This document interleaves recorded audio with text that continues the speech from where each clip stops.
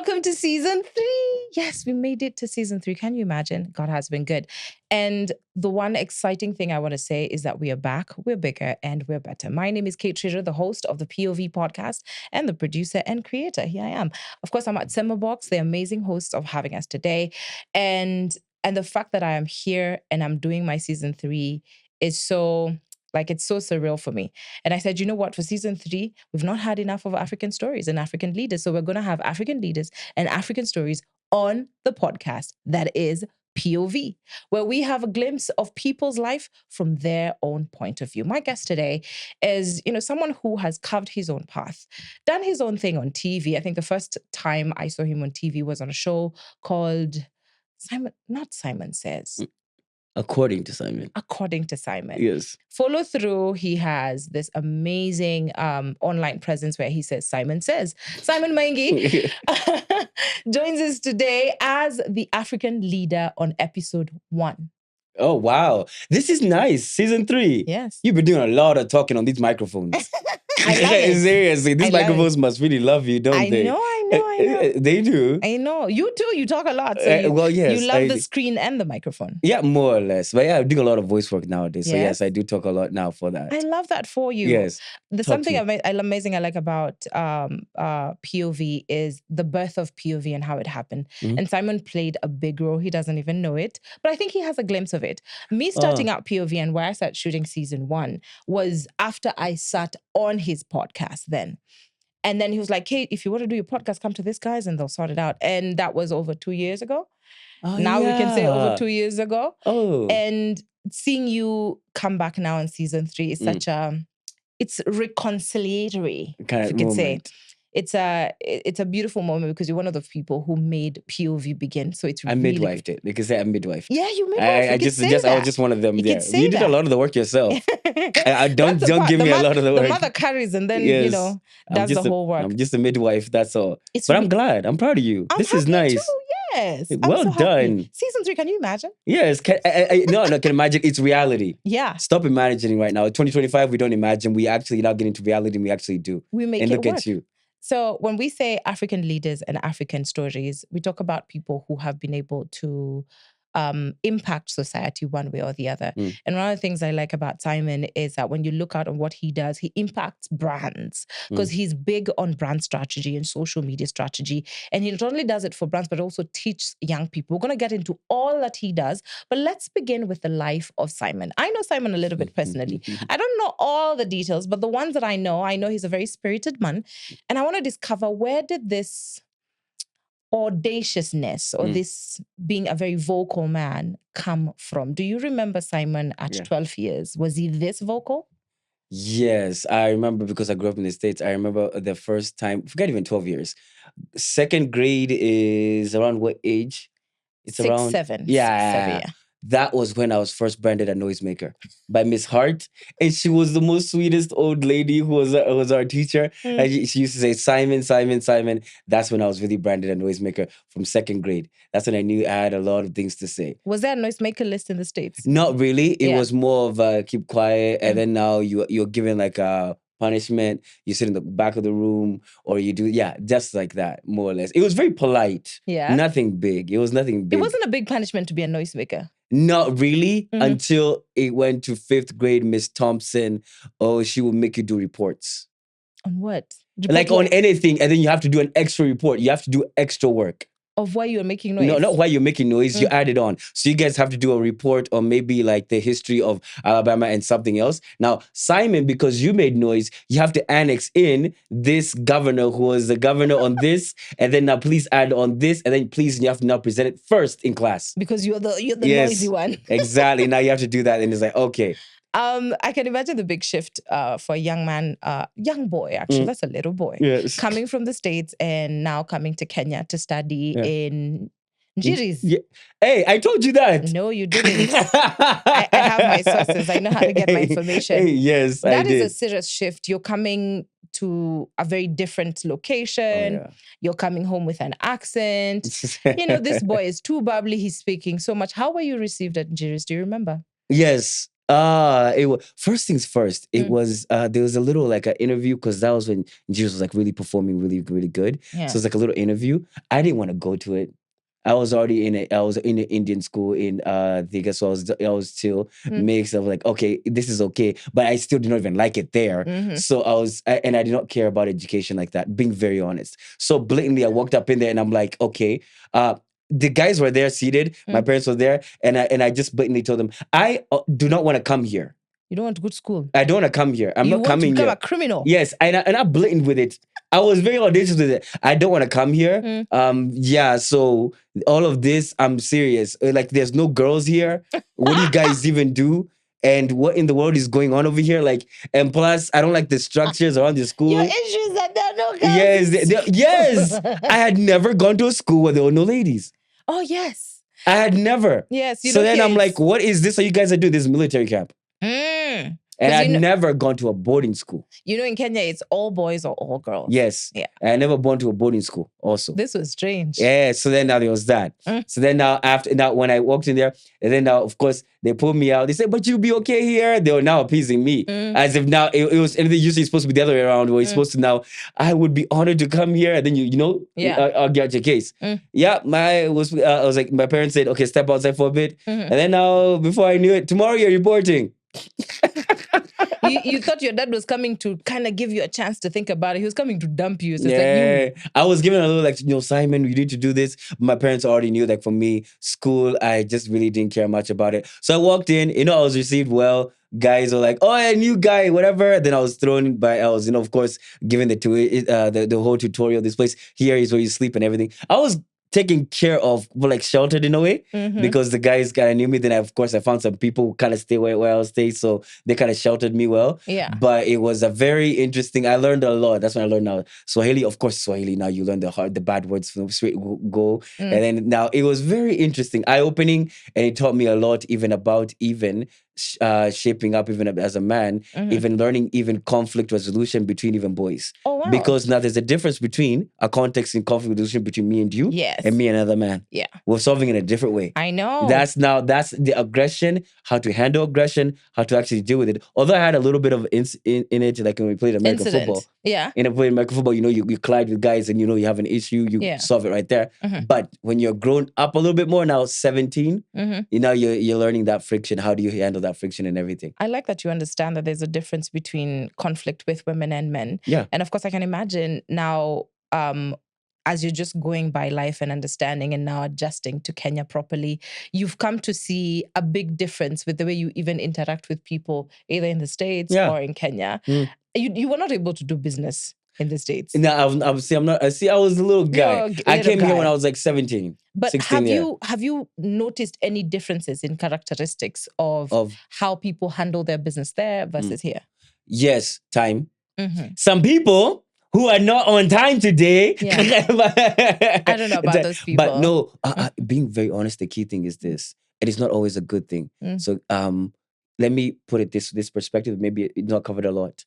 When it comes to business, when it comes to America, a lot of people may view other people as pure resources and view you as just a mechanical tool for you to do a certain task, and you must do it in the way and the procedure in which it has been laid down for you to do it. Yeah. Now that can actually, in a way, dehumanize you to some extent. Okay. Now in Kenya, there's a sense of tact and recognizing that you are human and you do have that aspect. And there is a leeway that we have, even when you don't come on time. But the timing thing is the main thing. But there's a way, although there's some bosses, majority bosses which are bad, because even they would just want you to, we just target, those things. Yeah. But there is that dehumanization aspect, especially when you're an immigrant. Yeah. Even when I've seen it on my dad's side of things, they may actually now treat you like that. And that's what I've seen, very mechanical that way. But now when you're in Kenya, there is still a personal aspect to it, but there's still a mistreatment in many Kenyans, how you mistreat each other and your fellow Kenyan. That is the truth. There is that. We're learning. They put there's a heavier load on putting profits over treating people as humans on everywhere you go. But if you're an immigrant in any place, usually they would even put that much load pressure on you for you to execute on the task that you're given. And if you don't, there is literally instant repercussions. Let's just say the instant repercussions and the more cutthroat, but there's a lot more passive aggressiveness. Here. No, even in the States, the most passive. Okay. Here, but good at Because passive of- aggressiveness up on the street. You know? Where kijana talk I hapa, think what there the- also there's a little bit of racial bias with the passive aggressiveness. Sometimes you see it. Yeah. But I think what I would like about that is that seeing other people as resources. The problem, the dehumanizing aspect, of course, it comes with, certain races. Yeah. But I like the fact that if we see each other as resources, we're very objective, Yes. with our work versus, when we're subjective, like I'll work with you because I like you. Versus like I'll work with you because I need to work with you. Yeah. Those are two different balances that I wish we can pick up. The good things versus the bad things. There are things we can learn from this side and they as well. I want to get it into the life of a young man growing up, because I feel like as an African leader, you're a leader in digital and branding. A young man requires a lot of guidance and requires a lot of guidance. Let me just say that. Yeah. And you grew up in the light of a man of God. Your father is a preacher. Amen. How has that influenced how you think? For me, here's the thing. I've always been rebellious in my stance, even in the States. But I was very energetic in the sense I was very active in the church. They used to, these little presentations that you do as a youth. You go there and you're like, "Good news, Jesus was born." That's You're there in the choir. Yes, no, literally, you have to do the whole thing and everything. It was part of a family affair. Yeah, yes. It was a big church. It was a serious Okay. thing. It was a serious thing because even Dad was one of the leaders for KCFA, which is actually a big thing right now that's actually instituted within the States. It's a bunch of basically all Kenyans coming together, and he actually started that way back in 1999. Yeah. And that was one of the pioneers. He was one of the pioneers for that thing. So that's what really led him along that way. So now for me, I never was really maybe I got his oratory skills, but I never was really like avid in saying that I was all Christian and everything. I was always rebellious, always looking towards the music videos that you're not supposed to look to. Then you look to it. That sort of thing. Exactly. The hip hop music. Shake your fast. Watch yourself. Okay. Shake your fast. Basically, yes, I'm serious. That one. So now that all of that, being honest, those are the songs back in the day when that I actually remember leaning towards, and I just want to see what this is. Because now that rebellious nature is what leads you to basically step out beyond what it is that you actually grew up in. Okay. So yeah, so that's what the angle I've been. But you think about the growing up as a man, there's some things that as a young boy, the things that even they need to even know. These are things that I'm even learning right now when it comes to my little stepbrother. He looks How many up to brothers me. do you have? Now I have 1, 2, 3, 4. Yo. 4 brothers, yes. So you I'm guys the are oldest. 5. I'm the oldest. You're 5 boys. No, I have a sister there. I have 2 Okay. sisters there. Okay. Yeah, now. And being as the oldest one, something I've learned is, even I told him, a man is only as good as his word. Okay. And because he lied about his grades and he was hiding, and my parents were a little bit relaxed because he's a little bit older now. So he's the youngest. So he doesn't get as much. And I've seen that he's just getting away with some things. Yeah. So for me, I've had to be stern and let him know there's a cost and a consequence towards you doing this. But do you know why he lied? He was scared, probably. Yes, I told him that. Yeah. I said, you're scared because you're scared of the truth. When you're actually not scared of the truth, that means you become a liar. And now when you become a liar, that means you actually lose credibility. When you lose credibility, I don't believe anything that you have to tell me. So when you're actually in a problem, Simon is not going to help you. And there's a consequence. How old is he? He's only like 15. Oh my God, relax. I have no excuses. Do you know why I say no excuses? Yeah. No excuses. Now, and I say, no. I have no excuse for that. And I'm very serious when I say this. Because the reason is, there's a heavy consequence that leads to a person without character. I would rather be the asshole that you hate than the person than a coward. And that's the last thing I would ever want him to actually turn out to be. Because one thing that even when it comes to even any man within society is, your word is your bond. When your word is your bond, you're more credible as a human being. And hence you're even able to even become a productive person of society. Those are issues with character.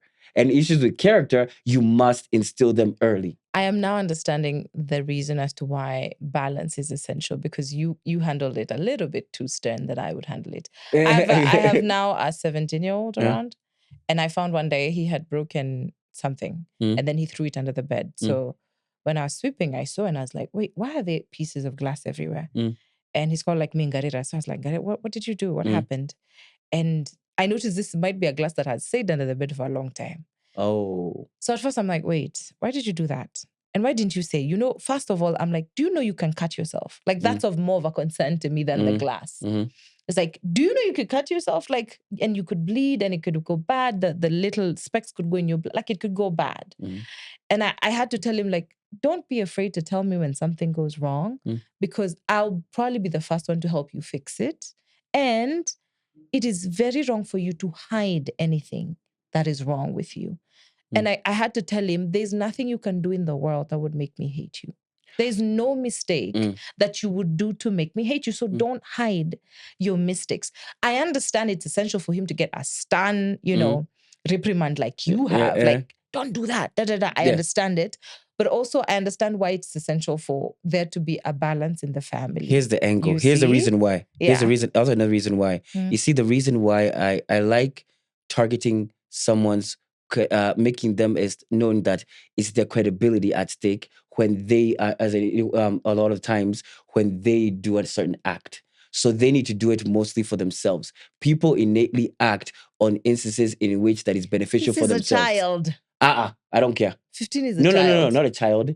This is a young man. This is a young boy turning to a young man, and it's establishing. I get that. I don't do that. No, the reason why I don't. No, it's because the reason why even I know, even how I was even raised, even I know the reason why even I got in competitive sports. It builds character and even that sternness.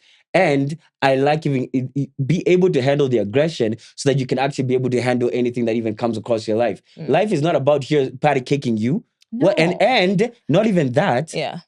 Your life, if you're good up as a man, is not gonna be easy on you, like me patty caking. And I understand you have your role to play on that sort of things, but it's not gonna be soft on you. And I'm not gonna be that person, but I'm still gonna lead with aggression. The first thing I say, I love you, yes. I tell him that I love him, and he knows. But then you have to be this. Yes. This man. Not that you have to now hold yourself to this standard. And here's the most important thing. Just because you tell someone to stop doing something is not the end of it all. Yes. There has to be a consequence. That's true. I really believe there has in that. to be a consequence. Yeah. I was just insisting on the fact that it's essential to have balance. That's why there's feminine and masculine, because it makes the world run. More or less. You've mentioned about having stepbrothers, and I remember when we first met and we had a discussion about family, you mentioned losing your mom. Yes. And I can imagine what that does to a young boy. How do you remember some of the teachings your mom had, and how has it been for you handling life, being different now than when mom was around? I recognize that I do have mom issues. You do? Yes, I recognize that. Yeah. I'm okay with that. It has a strength. There's your issues. Do you understand where they stem from? Yes. Because she passed away. Yeah. And her passing actually had an impact because she was the reason why actually we came to Kenya in the first place. How old was she when she passed? It was cancer. I don't. I can't do the math. 1960, because I have her on my chest. I'm thinking it was right after post-sexual violence time. So I'm thinking maybe late 30s, maybe early 40s. Maybe I'm thinking early 40s. She was 40. Early 40s. She was a young woman. Yeah, early 40s. Yes. Yeah, I'm thinking. Yes, I'm pretty sure. No, late 30s, early 40s. I'm pretty sure around there. Okay. Yes. Okay. Yes. Yeah. What cancer? It was colon. It was colon cancer. Okay. Now that one, yes, it had an effect on me because she was the one person who I knew was my one true fan. Yes. She loved the bubbly Simon. Yes, true fan. Oh, but she was harsh. Now, I am literally my mom. Oh, yeah? Yes, this. Mom was this. This is her. Yes, this. Aggression speaks out. And she was bold and she was very audacious. Yeah. And because even I saw her in many instances. For example, there's a church that we used to go to, predominantly white. She was very audacious to even go up there, even sing. And even, it's not even how she sang it, is that you could see she had passion. Okay. Yes. And so that's what I had. That's what I had. This is the first time I'm ever talking about any of this stuff, by the way. I know, but I told you this is Yeah. personal. This is a very We're not talking about yeah, branding. this is the first time ever. I've never talked about any of these things ever in my life. When I say it's POV, it's your life from someone's point of view. And we're speaking about Simon's life from his point of view, from how he saw life. What are some of the things you would want to carry from your mother? If you ever had a daughter or kids, what's the one thing you would want to carry? I pass on or I keep pass on? Pass on. Yeah. Other than genes. Yeah. Pass on audacity. Mm. Audacity. Because when I was speaking on about audacity that she had, I've seen her step out and be bold on so many things. Mom would speak up.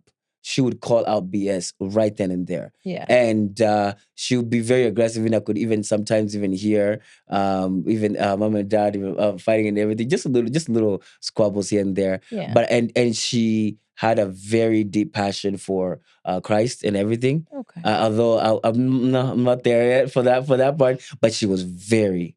Oh, when you talk about like very passionate about following the Lord and Jesus and everything, but and the audacity and the passion, it's very admirable because it shows a level of true honesty. Yeah. When you move with passion, it's just basically you're moving with a level of true honesty and authenticity. Yes. That's not what it is. I'm glad you hit on that. That's the key thing. True authenticity is one of the hardest things to find in the world. And now let's take a look at the family dynamic for you and also for your father, because you've made a big change coming from the States to Kenya. Yeah. I know it's so many years ago, and here he is as a man, and he's lost his wife and he's left with a little boy. That was intense. How have you ever had that discussion with him and seen how he was lost? Because that's the first love of his life. I don't know. Do you have older kids? No? Yeah. Actually. Do you have older siblings? No? Yeah, no, I'm the oldest. So you see, for him, that was his love, his life, and he's gone, and now he's left with this little boy. Do you ever have a discussion of him as a man and how he handled it for losing his love and you losing your mom? Actually, we have, and it was, and we have. I can actually call my dad my friend right now. Wow. Yes. I like that. And the thing is, and there's about 2 years ago, 3 years ago, is when learning the art of speaking in the presence of elderly men for your voice to be heard, and you don't have there's a way. But now, when it came to my dad, it's true what you said. I'm even shocked that you even know. He said those words. He said he lost the person whom he loved, and it hit him to the extent that he took a step back from anything to do with church. Oh, he left the church for a minute. My gosh. So that was there. And it really hit, because it was the whole, okay, now what? What is this? And there was a state of confusion. And especially because he was now raising, my sister was also there. So now you he didn't, you and your baby sister. Yeah, okay. and my little sister now, he was like, what do I do with this? How old was your sister? That time she was teenager. Now imagine teenager. You already turned 18? Yes, I was now just, 18. I was like 18, 17 there, yeah. So now everything was a bunch of teenagers there. Damn. Yeah, so bunch of homos. Yes, exactly. So there was that, mentally, there was that issue of him now wondering, what is it that I'm going to do with this daughter, and how am I going to... So now it was a lot of push and pull. And then there was a lot of people even trying to even come in, and then now saying that, let me take care of this person in here. It was a lot of that. But in the end, he actually now, found out even now, my stepmom right now. So they actually now got together. But the main thing is, I saw how destabilizing it can be when you lose someone very close to you. Yeah. And and I saw how he made a lot of emotional decisions, which had a lot of consequences later. Yeah. But I see it was a learning experience for him even right now, and I don't think he's come full circle with it yet. Yeah. But I know it was a lot. It was a lot. It's heavy. Yeah, it was a lot. Yes, I won't lie. For a man to admit that life can take a turn and just accept. It's a lot of people break down. Others even leave their kids and run. Because, women really are the anchor of homes. Yeah. They run the day to day. Yeah, true. We know where the salt is. we know where the washing powder is. And then now you don't know anymore. There's a joke that people make that I know if I pass, my husband will come to ask me the Wi-Fi password. I'm dead.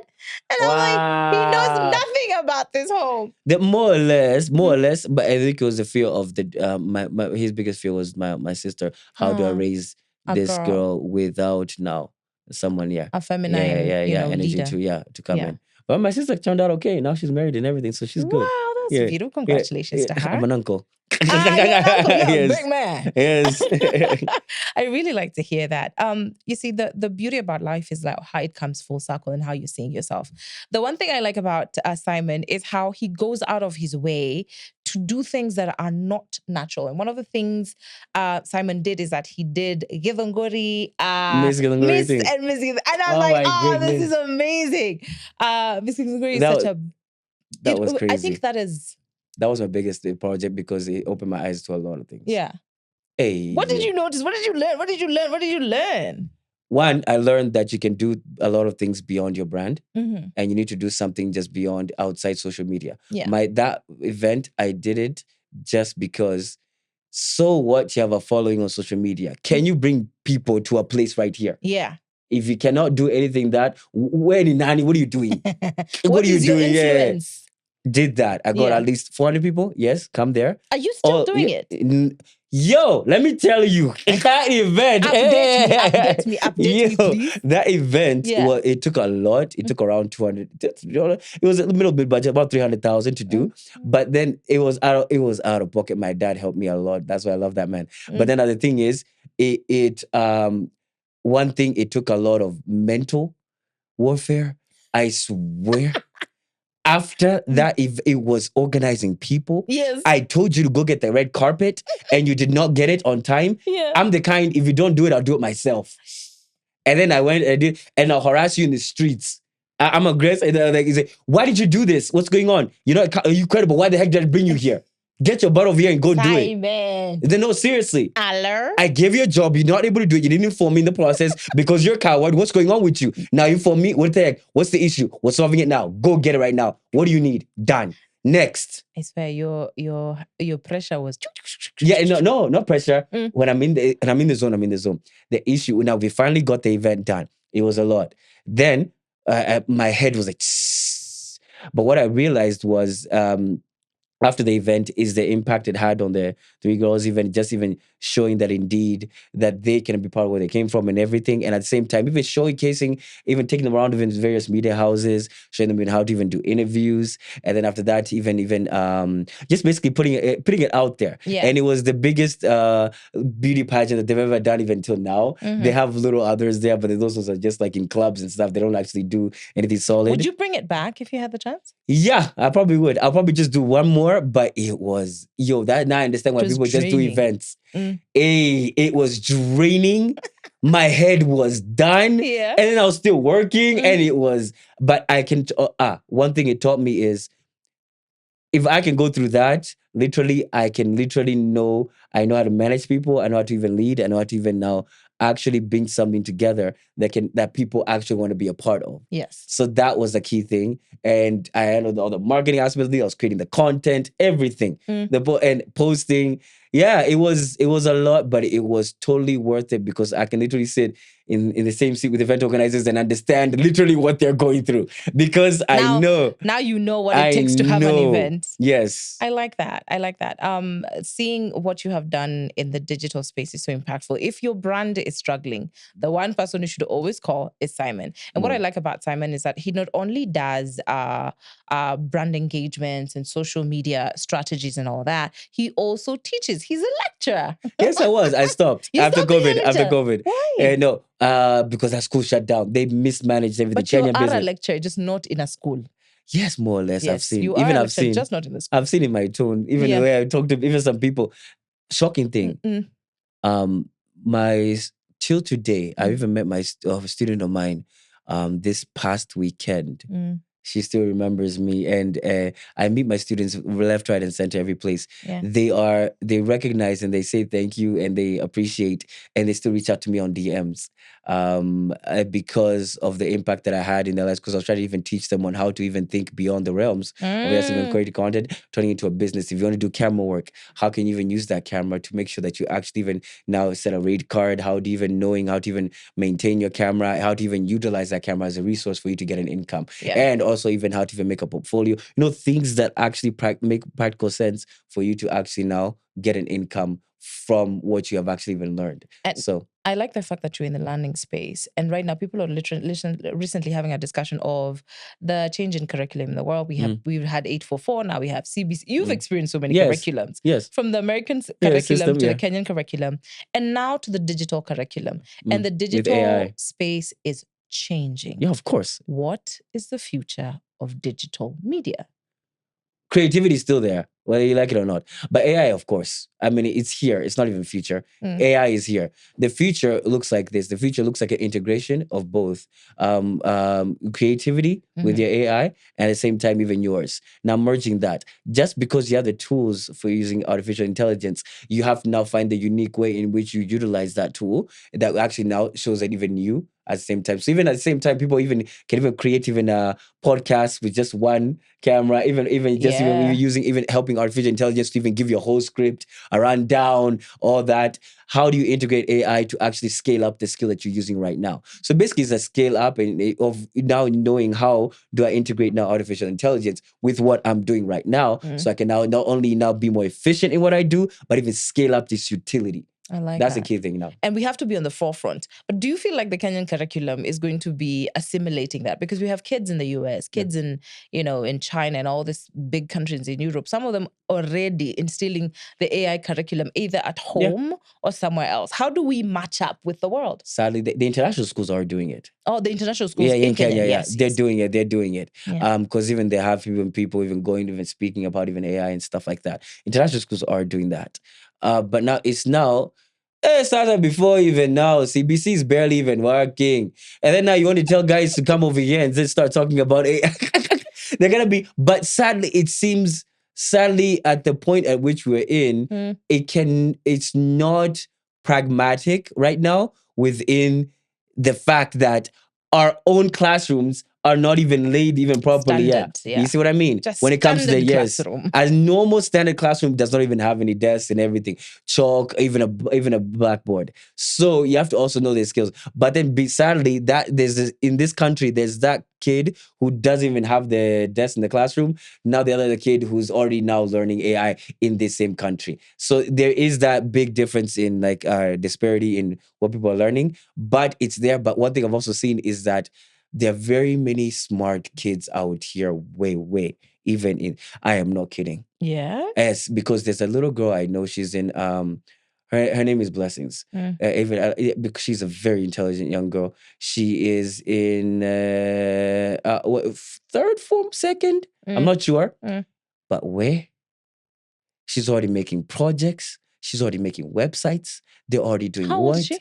Second, this 14, 15. My God. Yeah.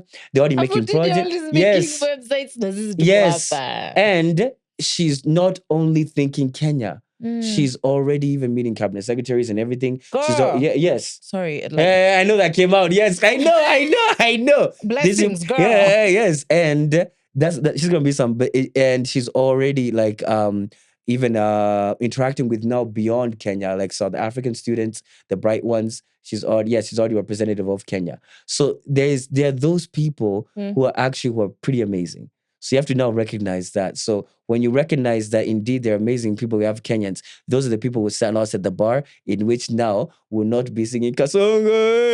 We have to sing for Kasongo a little bit. But that's not what brought us here. I like the fact that people trust you with their brands, new brands, old brands, all kinds of brands. And social media has become such a big space right now. Everyone is leaving their traditional jobs and jumping into social media. What do you think is the future of earning on social media? Earning on social media? Yes. The future of earning on social media will be basically creating your own ecosystem, and actually now when you come into Cade, for this, and then now you get engulfed in Kate's ecosystem. Instead, you're buying Kate's mugs. If Kate decides to come out with different outfits and everything, that sort of thing, and that goes in deeper. Or Kate comes out with a different product. Now, basically, the scale up for all content creators is create now a product without yourself, even beyond yourself, so that now even in your own ecosystem, even advertising your own stuff, but indirectly or directly. Like even nobody could even know that maybe these tables that Kate actually owns them. This is my And furniture. then now, No, and then people will now ask you, where'd you get that furniture? Or even you mention it, and bam, you actually now integrate a business with content creation. That is actually where you actually make real money. Okay. And that will be now the real thing even for content creators. Don't necessarily sit there and waiting, see that brand, whatever. You need to make You are something. the brand. Make Okay. something for yourself. You're your own creator. That's what we're called, creators. Yes. It's not only content itself, Yeah. but you creating Create other beyond content. material things that can be sold. Exactly. I think that's really amazing. Something I really we're always beefing with Simon on social media. Is- Sometimes he has the last word. Our opinions on how males interact and how females interact is we're always beefing on it. Whether he's doing it on KTN or he's doing it on his own platform, you're always beefing when it comes to male and female interaction. Why? Well, what is the issue? Okay, no, I try to hold men. I hold men accountable for their actions more. I'm not necessarily pointing to women to do anything.